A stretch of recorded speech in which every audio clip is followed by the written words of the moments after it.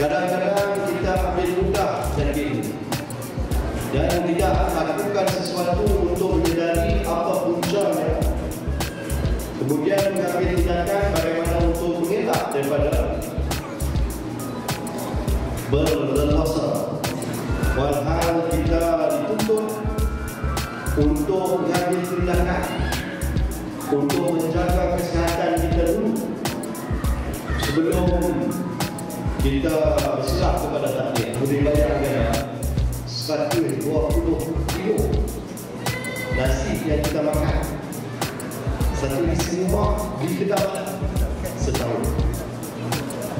Kalau lah satu mangkuk kecil yang ada salah isi rumah kita makan satu juga kan, satu mangkuk kecil itu dianggap bersamaan dengan 10 camca teh gula kali 120 kilo berapa banyak gula. Tapi mai dekat teh tarik kita minta orang manis. Jadi langsung tak bermakna tuan-tuan. Bukan salah padi, bukan salah beras tu yang nasi yang kita makan,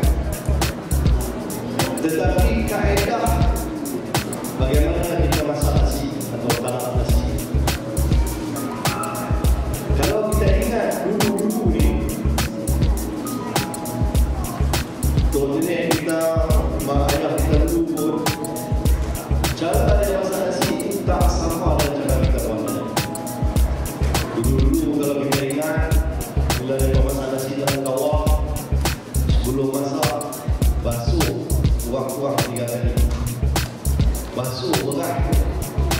Mungkin ada juga yang masih buat, tapi banyak kali dia tengok ada apa juga. Basuh saja. Basuh sampai 3 kali ni ke siapa? Setiap kali kita basuh, lepas tu kita tengok ayam yang tuak tu, kalau masih teruk, basuh sekali lagi. Buang ayam tu, lepas tu basuh sekali lagi. Kali kedua, tengok ayam tu masih teruk, sekali lagi basuh. Sampai dah tak teruk ni ayam tu kita basuh berat, baru kita basuh dan tanam nasi. Zaman ini jarang-jarang dilakukan, tetapi itu satu proses yang sangat penting sebenarnya, kerana kita sudah buang bahan-bahan yang sebenarnya memudaratkan kita yang ada pada beras tersebut. Kemudian bila kita masak nasi itu pun, saya ingat dulu bila dalam masak dalam kawah, bila ada ayam lebih-lebih yang naik itu, yang berkuih-kuih, iaitu dibuang. Kalau ikut zaman dulu kan, dia buang nasi, buang ayam tu, nak bagi dia kering. Lepas tu yang tinggal ini kita akan lihat nasi yang cukup putih dan apa orang kata, tengok saja betul sedap.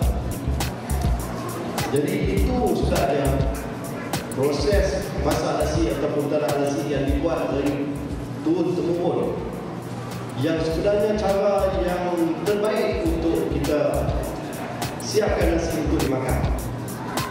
Dan kesannya ialah bukan hanya kita mendapat tenaga bila kita makan nasi itu, tetapi tenaga itu berpanjangan, dia berlarutan, dan ia memberi khasiat kepada kita, dan juga kita tak rasa mengantuk.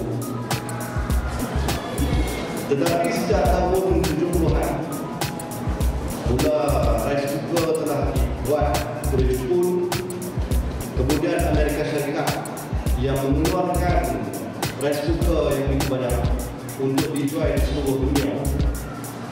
Sejak adanya rice cooker itu telah membuat beras dimasuk, ayam ditambah, tekan saja, lepas tu tunggu beberapa minit, siap.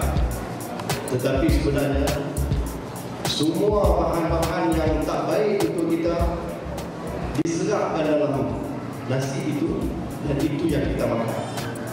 Dan sampai ke hari ini itu juga adalah amalan kita. Dan apa yang berlaku ialah kita akan rasa bertenaga sejurus selepas makan nasi, tapi tunggu 1,5 jam, tunggu 2 jam, tiba-tiba tenaga kita turun dengan begitu mendadak sekali. Kita rasa penat, malah kita rasa mengantuk.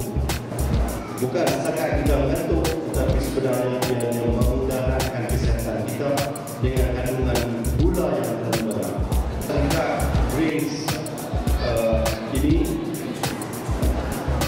adalah sebuah syarikat tempatan iaitu dari Malaysia yang pertama kali di dunia menggunakan kaedah yang kita gunakan dulu itu, tetapi menggunakan teknologi sekarang ini untuk membuat sebuah produk yang dipanggil green rice cooker.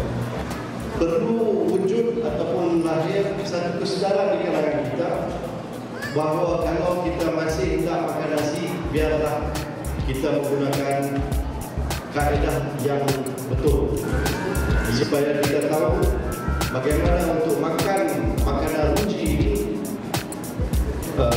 sebaiknya tanpa memudaratkan kesihatan kita dan dapat mengelak daripada kita menghadapi kecemasan. Dan green rice cooker ini menggunakan kaedah-kaedah lama, tetapi juga ada yang berinovasi dengan petik saja semuanya dilakukan oleh rice cooker ini. Dan oleh kerana itu kita pun selamat untuk makan nasi yang ditanam di dalam rice cooker green ini.